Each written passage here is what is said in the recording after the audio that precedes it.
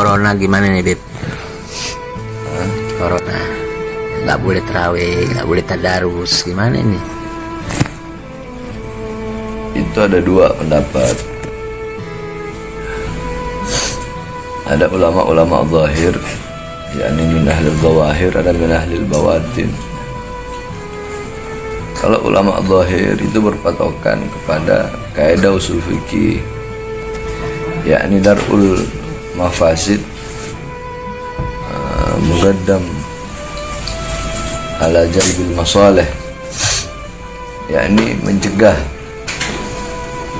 mudarat, mencegah sesuatu yang berbahaya, sesuatu keburukan itu lebih didahulukan daripada menyebarkan kebaikan. Majelis taklim, sholat tarawih di masjid itu suatu kebaikan, bahkan suatu amalan sunnah. Tetapi jikalau itu bisa menimbulkan suatu kemudaratan berbahaya seperti tertularnya virus atau wabah yang disebut dalam Islam dengan sebutan taun atau sekarang itu corona, maka mencegahnya itu lebih didahulukan. Nah, jadi tidak apa-apa selama kedokteran telah memberikan yakni telah memberikan peringatan bahwasanya di daerah ini wabahnya udah tersebar sekian sehingga tidak boleh berkumpul. Nah, yakni itu kaidah usul fikih dipakai oleh ulama-ulama zahir. Maka ya jangan sampai gara-gara satu yang membocorkan perahu semua tenggelam. Emang kebaikan, tapi jangan juga terlalu lebay sampai masjid ditutup, sampai ini majelis taklim dilarang, itu juga terlalu berlebihan. Kalau ulama-ulama zahir mereka mengambil sikap berpatokan seperti ini. Tapi kalau ulama-ulama batin, yakni corona ini atau taun itu makhluk ciptaan Allah.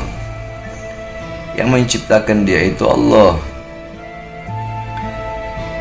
Yang memegang kekuasaan atas dia Allah.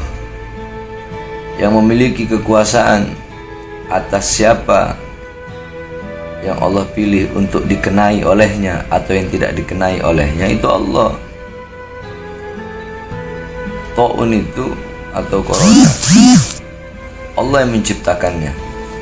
Andaikan pun itu ciptaan manusia, pasti ada makhluk-makhluk ciptaan Allah yang diikut sertakan di dalam penciptaan virus itu, sehingga yang memiliki kekuasaan sepenuhnya itu Allah,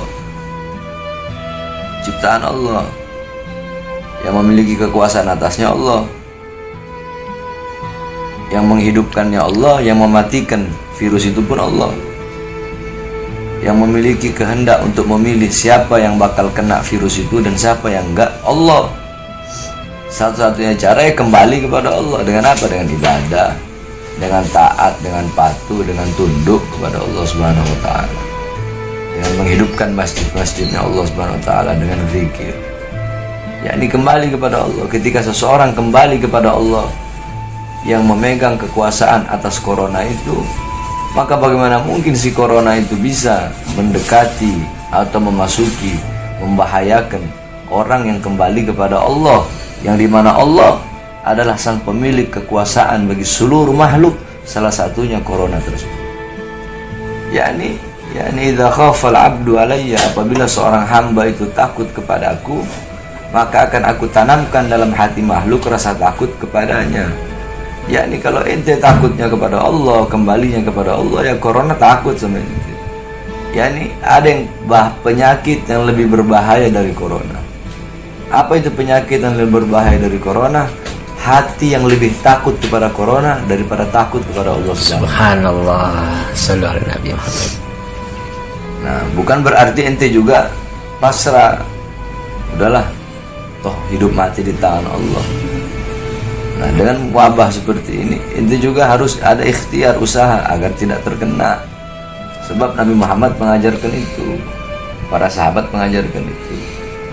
Bagaimana caranya? Ikhtiarnya dengan masker itu ikhtiar, dengan wudhu menjaga kebersihan, itu ikhtiar. Tapi jangan sampai corona menjadikan ente sebagai orang yang suudzon, prasangka buruk sama orang. Wah, ini dia kena corona, anak nggak mau dekati, nggak boleh. Jangan sampai corona menjadikan ente jauh dari masjid, jauh dari musola, jauh dari majelis taklim, jauh dari majelis zikir, jauh dari taat, jauh dari patuh, jauh dari sholat, jauh dari menyambung tali silaturahmi, jauh daripada membaca Al-Quran, jauh daripada takwa, jauh daripada musafahah atau bersalaman tangan. Banyak orang tak mau salaman, takut corona. Nah, padahal ketika seseorang itu bersalaman, di situ dosa-dosanya itu gugur. Itu kalau mau ikut ulama ahli batin. Terserah itu orang mau ikut mana, mau ikut ulama fikih atau mau ikut ulama batin. Seperti itu aja. Terima kasih ilmunya.